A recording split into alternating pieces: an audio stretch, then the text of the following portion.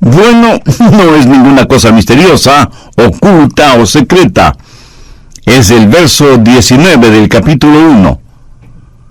A Juan se le comisionó para que escribiera: escribe las cosas que has visto, y las que son, y las que han de ser después de estas. Yo crecí en West Palm Beach, en la Florida, y no tenía dinero para comprar refrescos y cosas por el estilo. Así que trepaba los árboles cocoteros, hacía caer algunos cocos, les hacía un orificio y bebía esa deliciosa agua de coco. Ahora, pelar un coco era algo muy fácil para mi hermano y para mí. Tumbábamos muchos cocos, los pelábamos diestramente y los vendíamos a los turistas. Yo podía pelar y abrir un coco en menos de un minuto, porque Dios puso algo así como costuras en la corteza del coco, y descubrí que era fácil pelar un coco descosiendo esas costuras.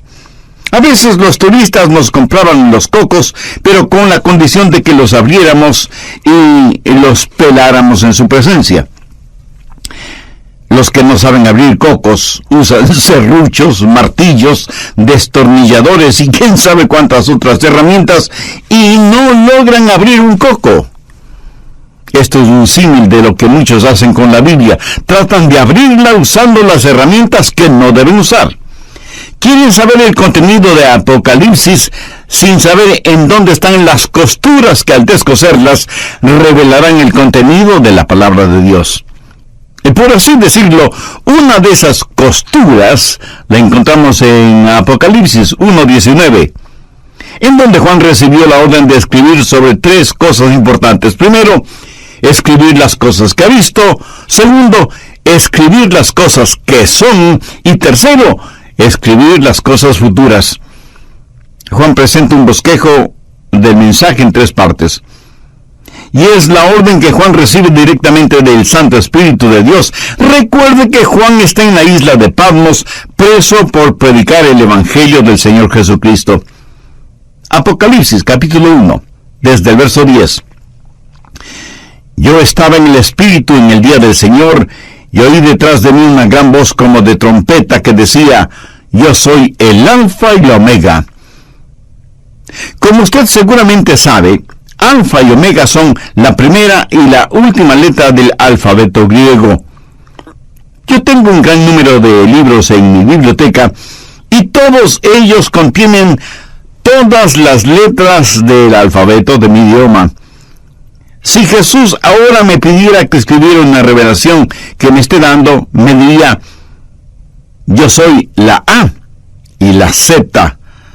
Toda la sabiduría de Dios está en el Señor Jesucristo. Ahora noten lo siguiente, en el versículo 10. Escribe en un libro lo que ves. ¿Qué es lo que le dijo que escriba? Lo que iba a ver. ¿Y para qué?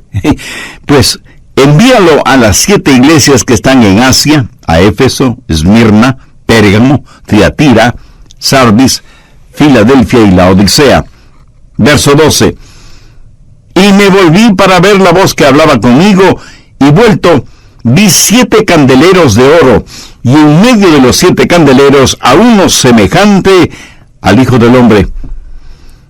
Esto significa que hay un hombre en la gloria, el Señor Jesucristo, quien es Dios mismo, que llevó su humanidad hasta el cielo y es para siempre el Hijo del Hombre.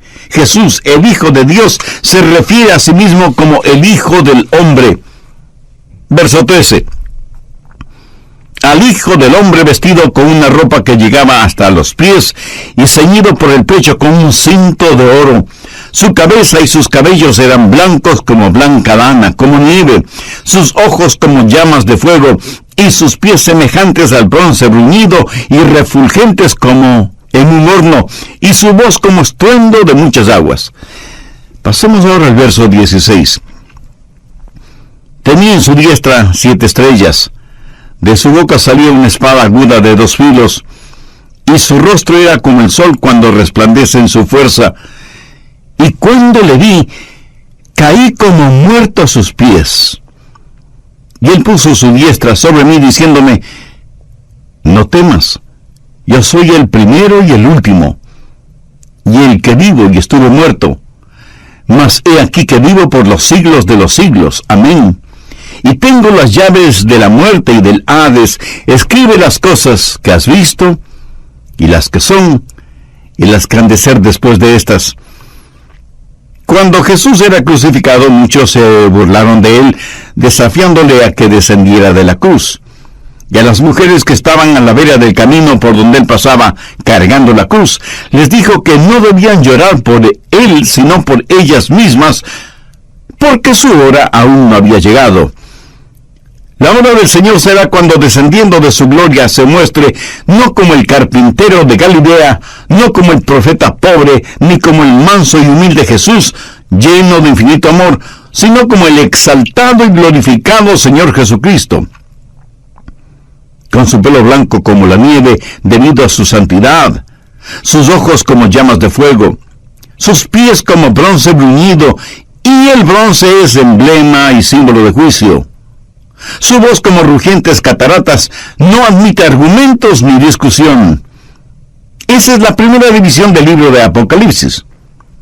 En la segunda división, o sea, las cosas que son, básicamente son los mensajes 2 y 3. Las llamamos la época de la iglesia y veremos los mensajes a 7 iglesias. Los números para los judíos son más que matemáticas y ciencia, son filosofía, religión, espiritualidad, con profundo significado espiritual. Había 7 iglesias en Asia Menor que literalmente existieron.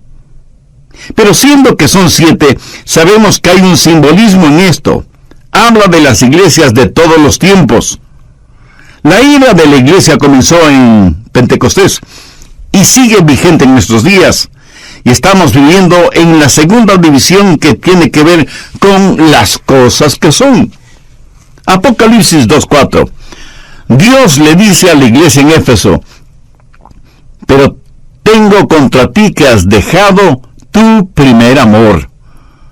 La iglesia en Éfeso era una iglesia maravillosa, pero su amor había comenzado a enfriarse. ¿Se acuerda cuando usted se casó? ¿Se acuerda de su luna de miel? Después de años de casados, siguen viviendo en su luna de miel.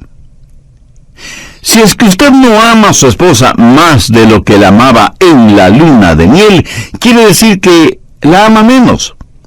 Porque el amor nunca es estático, nunca se queda estancado. ¿Ama usted al Señor Jesucristo con esa inquietante, deslumbrante intensidad que tuvo cuando le recibió en su vida como Salvador y Señor? Ojalá que nunca perdamos esa realidad. Alguien dijo que la luna de miel es el período entre el sí, lo prometo, y el ¿de qué promesa se trata? Lo que necesitamos hacer es mantener vivo y ardiente nuestro primer amor. De la iglesia de Éfeso se podría decir muchas cosas maravillosas. Sin embargo, Jesús dijo: pero tengo contra ti que has dejado tu primer amor. Y eso fue el mensaje más importante para la iglesia de Éfeso. Apocalipsis 2:10. Mensaje para la iglesia de Esmirna: no temas en nada lo que vas a padecer. Y aquí, el diablo echará a algunos de vosotros en la cárcel para que seáis probados, y tendréis tribulación por 10 días. Sé fiel hasta la muerte, y yo te daré la corona de la vida. Esta es una iglesia que conocería el sufrimiento, y toda genuina iglesia del Señor sabe lo que es sufrir por causa de su nombre. Porque contrariamente a lo que se predica desde muchos púlpitos hoy en día, cuesta el servir al Señor. A veces nos puede costar la vida. No piense que una vez que es salvo o salva, está en camino hacia el éxito, la popularidad y la prosperidad financiera. De ninguna manera. El Señor está enseñando aquí que nosotros, en esta época de la iglesia, estamos en peligro de dejar de perder nuestro primer amor y necesitamos enfrentar el hecho de que sufriremos persecución. Luego viene el mensaje a la iglesia de Pérgamo. El verso 14 epitomiza lo que estaba mal en la iglesia de Pérgamo. Escúchelo. Pero tengo unas pocas cosas contra ti, que tienes ahí a los que retienen la doctrina de Balaam, que enseñaba a Balac a poner tropiezo ante los hijos de Israel, a comer cosas sacrificadas a los ídolos y a cometer fornicación. Esta era una iglesia neotestamentaria, pero la impiedad y la mundanalidad estaban mezcladas con las enseñanzas del Evangelio. Y lo mismo era el altar de Jehová que el altar de Baal, que era un dios pagano. Y eso mismo es lo que está sucediendo en muchas iglesias en la actualidad. En muchas iglesias se justifica el aborto indiscriminado y muchos llamados reverendos pontifican acerca de la conveniencia de eliminar bebés mediante el aborto. ¿Sabe? Los sacerdotes de Baal hacían exactamente lo mismo.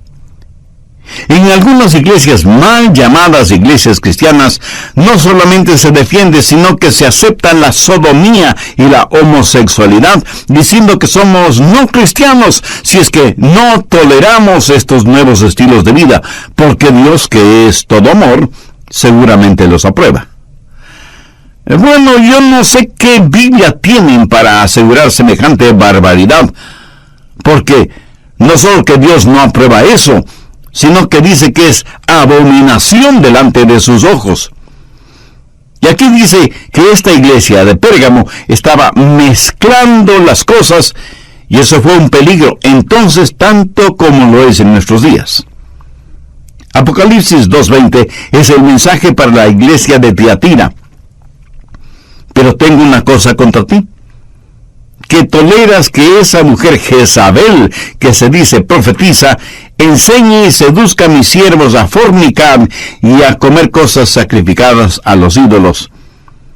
Aquí se habla de la infiltración del feminismo, y Dios menciona a una autodenominada profetisa y la compara a Jezabel del Antiguo Testamento, introduciendo herejías dentro de la iglesia. En estos días se piensa que no es cristiano el estar firme en contra de la herejía.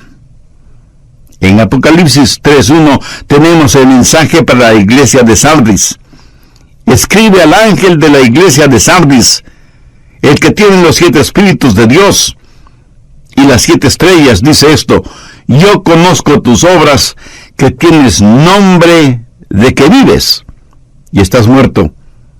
Esta era una iglesia que tenía grandes programas y fiebre de actividad.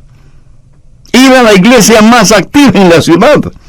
Tenía apariencia de estar viva, pero en realidad estaba muerta.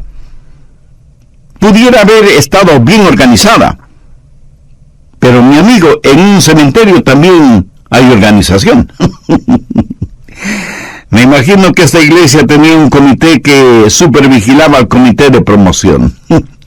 Tenía todo, menos vida.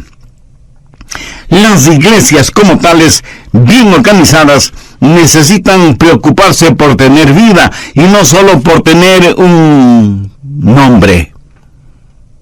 Pero gracias a Dios que hubo una iglesia cuyo distintivo fue el amor. Apocalipsis 3, versos 7 y 8. Escribe al ángel de la iglesia de Filadelfia: esto dice el santo, el verdadero, el que tiene la llave de David, el que abre y ninguno cierra, y cierra y ninguno abre. Yo conozco tus obras. He aquí, he puesto delante de ti una puerta abierta. ¿Sabe usted lo que significa Filadelfia? Significa amor fraternal. Esta era una iglesia donde todos se amaban mutuamente. Una iglesia está compuesta por personas que tienen toda clase de ideas acerca de la música, si tradicional o contemporánea. Algunos quieren levantar las manos en adoración y alabanza, otros no. Y así por el estilo. ¿Quién está en lo correcto? Nadie. ¿Quién está en lo incorrecto? Nadie. Lo importante no es el tratar de imponer mi estilo o mi gusto como una señal de superespiritualidad. Lo que debe mantenernos unidos es el amor que tenemos.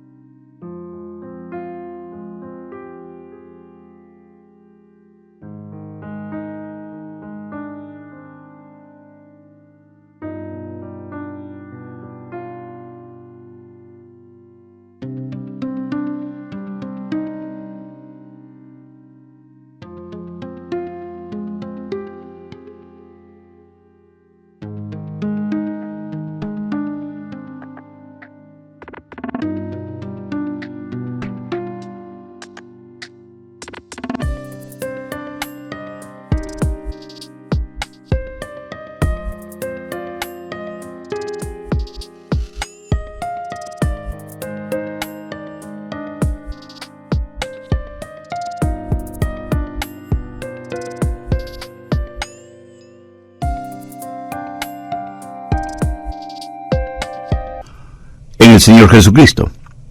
Escúcheme, es muy fácil encontrar errores para no estar de acuerdo con los demás. Y aquí debo confesar algo. A veces yo no estoy de acuerdo conmigo mismo. Pero debemos entender lo siguiente: debemos sentir y practicar el amor fraternal. Satanás siempre preferirá el estar en medio de cristianos que no se aman, que vender pornografía, licores o drogas. Dios le dijo a la iglesia en Filadelfia: he puesto delante de ti una puerta abierta, la cual nadie puede cerrar. El último mensaje es para la iglesia en la Odisea, Apocalipsis 3, versos 15 y 16. Yo conozco tus obras, que ni eres frío ni caliente. Ojalá fueses frío o caliente. Pero por cuanto eres tibio, y no frío ni caliente, te vomitaré de mi boca. Qué triste retrato de la iglesia de la Odisea. Tolerante de todo, acomodaticia. Demasiado buenos para ser malos, demasiado malos para ser buenos. Jesús dice que preferiría que fuesen o bien fríos o bien calientes, pero no tibios. ¿Sabe que lo más difícil de vencer son los cristianos tibios? Si las iglesias tuvieran menos miembros, pero todos ellos en fuego por Jesús, se podría hacer mucho más que con un ejército de miembros tibios. Y cuando Jesús dice: pero por cuanto eres tibio y no frío ni caliente, te vomitaré de mi boca, en español común y corriente quiere decir: tu comportamiento me enferma hasta el punto de querer vomitar. ¿Cuál es su comportamiento frente a Jesús? ¿Tiene una relación personal con Él? Si no la tiene, ¿por qué no hace esa decisión ahora mismo? Converse con Dios este mismo momento y dígale: querido Dios, confieso que no me he interesado en las cosas tuyas. He sido más bien tibio en mi relación contigo, pero no quiero seguir siéndolo. Señor Jesús, sé que moriste en la cruz para perdonar mis pecados, y este momento, por fe, deposito toda mi confianza en ti. Ven a morar en mi corazón como mi Salvador y mi Señor. Hazme la clase de persona que tú quieres que sea. Edición en CD, un panorama de Apocalipsis. Adquiera su copia en nuestra página, elamorquevale.org, o sírvase llamarnos dentro de los Estados Unidos al 1-800-647-9400. Repito, 1-800-647-9400. Asimismo, este mensaje, un panorama de Apocalipsis, puede descargarse en MP3 por un módico precio. Un panorama de Apocalipsis es parte de la serie de 8 mensajes Recordando el Mañana. Encontrará la serie completa Recordando el Mañana en elamorquevale.org o llámenos dentro de los Estados Unidos al 1-800-647-9400. Nuevamente, 1-800-647-9400. Y nuestra dirección, El Amor que Vale, P.O. Box 38400, Memphis, Tennessee 38183, Estados Unidos. Contáctenos y adquiérala hoy en oferta especial. Deseamos expresarle nuestra más sincera gratitud, primero por su fiel sintonía y segundo por sus oraciones y el apoyo financiero que nos brindan. Pues, escuche. Flavia de Argentina dice: les agradezco su programación, que es de mucha ayuda para una mujer como yo. Gracias a su programación, volví al camino del amor que vale. El doctor Adrián Rogers, en la voz del pastor Lenín de Llanón, concluye su mensaje: el comienzo del final. Las 7 iglesias de Asia Menor y mencionadas en Apocalipsis 1:11 son representativas de las iglesias de todos los tiempos, desde Pentecostés hasta nuestros días. Por lo tanto, estamos viviendo las cosas que son. Y esta es la segunda división del libro de Apocalipsis. La tercera división tiene que ver con las cosas que han de ser después de estas, y estas comienzan en Apocalipsis 4:1. Después de esto miré, y he aquí una puerta abierta en el cielo, y la primera voz que oí como de trompeta, hablando conmigo, dijo: sube acá, y yo te mostraré las cosas que sucederán después de estas. Desde el capítulo 4 hasta el final de Apocalipsis, ya no se mencionará a la iglesia nombrada repetidamente en los 3 primeros capítulos. Recuerde lo que dice Juan: después de estas cosas oí una voz como de trompeta. La Biblia dice que al sonido de la trompeta van a suceder cosas interesantes. Busque 1 Corintios 15:52. En un momento, en un abrir y cerrar de ojos, a la final trompeta. Y en 1 Tesalonicenses 4:16 leemos: porque el Señor mismo, con voz de mando, con voz de arcángel y con trompeta de Dios, descenderá del cielo, y los muertos en Cristo resucitarán primero. ¿Qué es lo que leímos en Apocalipsis 4:1? Oí una voz como de trompeta diciendo: sube acá. Esto es, en reunirnos con el Señor. Y Juan, en el Espíritu, experimentó esto. Dios le dio un atisbo de su gloria, del futuro, para que hable de la tercera división, las cosas por venir. ¿Cuándo sucederán? Pues en cualquier momento. Busque Mateo 24 desde el verso 36. Jesús está hablando y dice: pero del día y la hora nadie sabe, ni aun los ángeles del cielo, sino solo mi Padre. Mas como en los días de Noé, así será la venida del Hijo del Hombre. Ahora, demos un pequeño salto hasta el verso 44. Por tanto, también vosotros estad preparados, porque el Hijo del Hombre vendrá a la hora que no pensáis. Algunos enseñan que la iglesia experimentará la gran tribulación, y eso no es cierto. Por el contrario, dice que todo será como en los días de Noé, cuando todos se dedicaban a cosas cotidianas, no necesariamente buenas o encomiables, hasta que súbitamente y en forma cataclísmica vino el diluvio y se los llevó a todos. Si yo supiera que Jesús viene al final de la tribulación, sabría exactamente hasta la hora de su venida. ¿Por qué? Porque la tribulación durará 7 años. Podría estar contando los días a Cristo.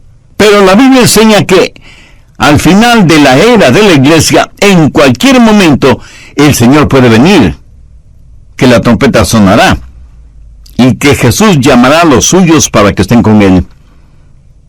Apocalipsis 4:1 es el comienzo de la tercera división, o sea, las cosas que sucederán después de estas. ¿Qué sucederá después del rapto? Escúcheme, Cuando la iglesia sea quitada de la tierra, la sal y la luz desaparecerán. El Espíritu Santo se apartará. Y la bestia que sale del mar, el anticristo, será presente. Y será el tiempo de la gran tribulación. Apocalipsis 6, 17. Porque el gran día de su ira ha llegado, ¿y quién podrá sostenerse en pie? La tribulación es la ira de Dios derramada sobre la tierra, y la Biblia dice concerniente a la iglesia que Dios ha determinado que su ira no será sobre aquellos que son salvos mediante el Señor Jesucristo. Dios nunca derramará su ira sobre sus hijos.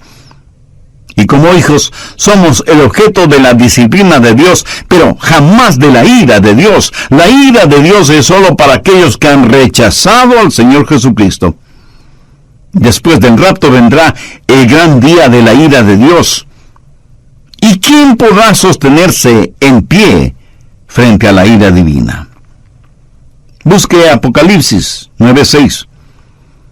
Y en aquellos días los hombres buscarán la muerte, pero no la hallarán, y ansiarán morir, pero la muerte huirá de ellos. Lo que nosotros ahora llamamos muerte será un descanso y un alivio frente a los horrores de la tribulación, que será un tiempo terrible que durará 7 años. Qué triste el día cuando se escuche el llanto, la angustia, la desesperación de los perdidos, cuando sepan su destino.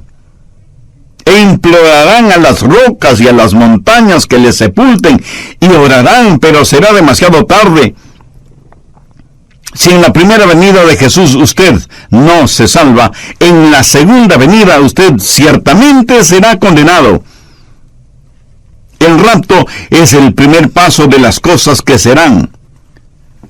Segundo, al ya no estar el Espíritu Santo y la iglesia en el mundo, la corrupción moral y las tinieblas espirituales serán evidencia de la gran tribulación. ¿Cuándo terminará la gran tribulación? Recuerde que durará 7 años. Por el libro de Daniel y del Apocalipsis, sabemos que este período de 7 años terminará con la batalla de Armagedón. Anote Apocalipsis 16:16. Y los reunió en el lugar que en hebreo se llama Armagedón. Armagedón actualmente significa el monte de Megiddo, que es un lugar en la planicie de Jezreel. Algunas de las batallas más decisivas de la historia se han desarrollado en ese lugar, y muchos de los famosos conquistadores pelearon allí, porque Israel está en la confluencia de 3 continentes y de las rutas comerciales y militares. A través de esta tierra, desde Egipto a Siria y Mesopotamia, grandes batallas se pelearon en Megiddo. Y este será el lugar en donde la bestia, el anticristo, el hombre de pecado, el hijo de perdición, hará su último esfuerzo con su ejército mundial para enfrentar al pueblo de Dios, los judíos, y tratar de apoderarse de Jerusalén, la ciudad dorada, que es la ciudad que se ha transformado en el centro de atención mundial. El anticristo será el supremo comandante del ejército global de todas las naciones, que bajo el pretexto de paz mundial unilateralmente desarmará a todas las naciones para concentrar todo el poder militar bajo su mando para la gran batalla final, la de Armagedón. Busque Apocalipsis 19:19. Y vi a la bestia, a los reyes de la tierra y a sus ejércitos reunidos para guerrear contra el que montaba el caballo y contra su ejército. ¿Cómo se peleará esta batalla? Jesucristo va a destruirlos con el espíritu de su boca. Apocalipsis 19, los versos 11 y 12. Entonces vi el cielo abierto, y he aquí un caballo blanco, y el que lo montaba se llamaba Fiel y Verdadero, y con justicia juzga y pelea. Sus ojos eran como llama de fuego, y había en su cabeza muchísimas diademas, y tenía un nombre escrito que ninguno conocía sino él mismo. ¿Sabía que hay una ley física que dice que ningún recipiente puede llevar más que la capacidad del recipiente?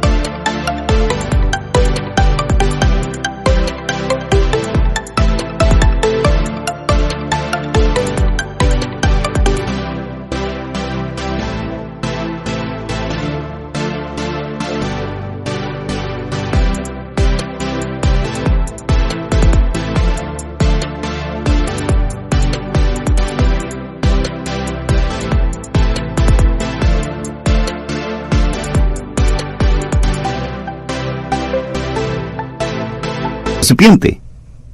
Piénselo. No es tan difícil entenderlo, aunque parezca un poco complicado. Ahora escúcheme atentamente. Dios es mucho más grande que su capacidad mental. Y estoy muy agradecido a Dios de que Él sea así. De otra manera, yo no tendría ninguna confianza en un Dios al que pueda entender o controlar. Espero que me haya entendido. Dice que tenía un nombre que solo Él conocía. Continuamos leyendo los versos 13 y 14.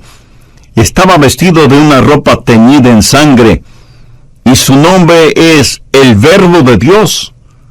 Y los ejércitos celestiales, vestidos de lino finísimo, blanco y limpio, le seguían en caballos blancos. ¿Quiénes forman estos ejércitos celestiales? Los santos de todos los tiempos, transformados a semejanza de Jesucristo, vestidos con lino finísimo. Nosotros, sus santos, venimos con Él, con quien hemos tenido una luna de miel por 7 años, mientras las llamas de la tribulación calcinaban la tierra. Entonces Él viene para la batalla de Armagedón, cuando los hombres mortales y el Dios inmortal se enfrentarán, y esa batalla será ganada con su palabra. La Biblia dice que Él destruirá a la bestia con la espada que sale de su boca, o sea, con su palabra. Ahí estará el anticristo con sus sofisticadas y supermodernas y tecnológicamente insuperables armas, propias de una película de ciencia ficción. Y aquí vienen los ejércitos celestiales. Y en el momento preciso, el Señor hablará y eliminará a sus enemigos para siempre. La Biblia dice en Hebreos 4:12, porque la palabra de Dios es viva y eficaz y más cortante que toda espada de 2 filos. ¿Cuáles son las cosas que hemos visto? A Cristo glorificado. ¿Cuáles son las cosas que son? La era de la iglesia. ¿Cuáles son las cosas que serán? Primero, el rapto, luego la tribulación, después la batalla de Armagedón.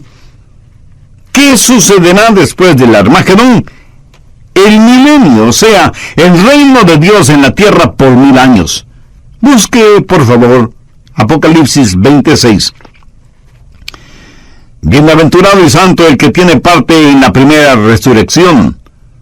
La segunda muerte no tiene potestad sobre estos, sino que serán sacerdotes de Dios y de Cristo, y reinarán con Él 1000 años. Seguramente alguien me preguntará, Pastor Rogers, ¿cree que aquí se está hablando en términos espirituales? ¿O es algo literal o solo simbólico? Yo creo que tiene que ser literal. ¿Qué es lo que Jesús nos enseñó a orar? Padre nuestro que estás en los cielos, santificado sea tu nombre, venga tu reino, hágase tu voluntad como en el cielo, así también en la tierra. ¿Cuándo y dónde cree usted que esa oración va a ser contestada? ¿Cree usted que Jesús nos hubiera pedido que oremos si es que esa oración no iba a ser contestada? Recuerde lo que dice una de las bienaventuranzas en Mateo 5. Bienaventurados los mansos, porque ellos recibirán la tierra por heredad. Apocalipsis 26. Bienaventurado y santo el que tiene parte en la primera resurrección. La segunda muerte no tiene potestad sobre estos, sino que serán sacerdotes de Dios y de Cristo, y reinarán con él 1000 años. ¿Se imagina? Seremos sacerdotes de Dios. Vamos a juzgar a ángeles. Vamos a reinar con él, literalmente. Y la tierra florecerá como una rosa. El león y el cordero apacentarán juntos, y toda la tierra estará llena del conocimiento de la gloria del Señor, como las aguas cubren la mar. Los hombres transformarán sus espadas en arados, sus lanzas en podadoras, y ya no habrá más guerra entre las naciones. 1000 años de genuina, de verdadera paz. ¿Cuándo comenzará el milenio? Han transcurrido un poco más de 6000 años de historia humana, y estamos a la puerta de un 7º milenio. No necesariamente de acuerdo a los calendarios humanos, sino de acuerdo al calendario de Dios. Y no debemos perder el tiempo poniendo fechas para estos acontecimientos, pero sí debemos estar preparados porque ya vemos algunas señales. Por ejemplo, la situación mundial empeora cada día. Parece que ya hemos llegado al fondo de la depravación, de la blasfemia, de la arrogancia, de la incredulidad. Señales de los tiempos. El Señor viene pronto. Busque Apocalipsis 20, los versos del 11 al 15. Y vi un gran trono blanco y al que estaba sentado en él, delante del cual huyeron la tierra y el cielo, y ningún lugar se encontró para ellos. Y vi a los muertos grandes y pequeños de pie ante Dios, y los libros fueron abiertos. Y otro libro fue abierto, el cual es el libro de la vida. Y fueron juzgados los muertos por las cosas que estaban escritas en los libros según sus obras. Y el mar entregó los muertos que había en él, y la muerte y el Hades entregaron los muertos que había en ellos, y fueron juzgados cada uno según sus obras. Y la muerte y el Hades fueron lanzados al lago de fuego. Esta es la segunda muerte. Y el que no se halló inscrito en el libro de la vida fue lanzado al lago de fuego. ¿Por qué Dios no juzga a los seres humanos tan pronto mueren? ¿Por qué esperar hasta después del milenio para juzgarlos? Porque sus obras no han madurado completamente. Tome, por ejemplo, al fundador de ese imperio de placer sexual conocido como Playboy. ¿Se puede imaginar cuántas mentes ha envenenado? ¿Cuántos hogares ha destrozado? ¿Cuántos hombres y mujeres han sido guiados hacia una vida de depravación sexual bajo el estandarte de la revolución sexual? Un día ese hombre morirá. Pero aquellos a quienes corrompió, corromperán a otros, que a su vez corromperán a otros, que a su vez corromperán a otros, y así ad infinitum. Los crímenes de ese señor contra la humanidad están ganando intereses.